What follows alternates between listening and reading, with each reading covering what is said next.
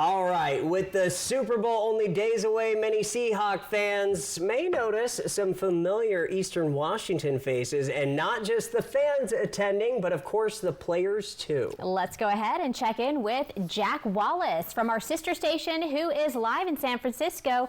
So Jack, can you break down the players with Washington roots? Well, it's really exciting here in San Jose seeing how one former Eag, one of the greatest of all time, Ed Simmons, with the 1987 and 1991 rings with Washington.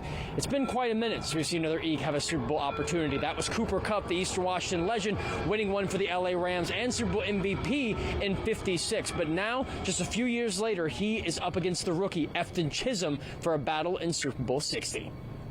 Yeah, definitely super surreal, but man, just the season went by so fast, but I'm so glad I got to, be a part of it with this group of guys and this team. So really looking forward to Sunday and looking forward to the rest of this week and trying to take advantage of it. Patriots rookie wide receiver and special teams add Efton Chisholm rides through his debut season as the standout #2 receiver in Eastern Washington's history, behind only one legend. Eastern Washington was one of two schools that gave me an opportunity to keep playing football, and so incredibly thankful for that opportunity, but also for the time that I had there. Cooper Kupp, former Super Bowl MVP, joined rival Seattle this offseason and helped lead them to their first Super Bowl between two former Eagles, both at the same position. It's awesome. Like you said, I think Eastern Washington, shaped me and helped me become a better man, a better player.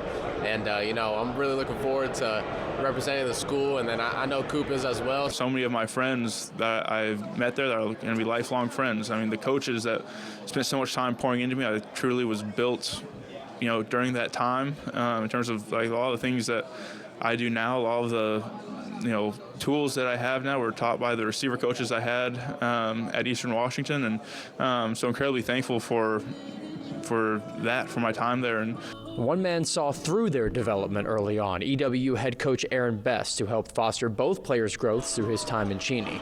I think they're just wired different than most. They're football junkies, they're people junkies, they're wanting to be better at whatever they're doing junkies. They make you feel better. Both these receivers mirrored operation in practice and during the real deal. They did it the same way when they kept scoring on Saturdays.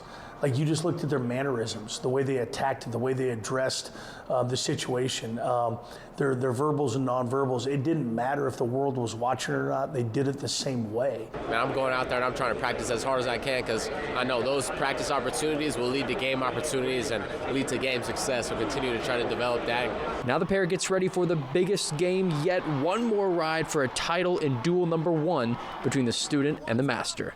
Remembering where you came from and the relationships that you had there, it was a very special time. I think it's kind of cool, but kind of awkward that you're rooting for both, but not rooting for one more than the other, and they happen to be on separate sidelines.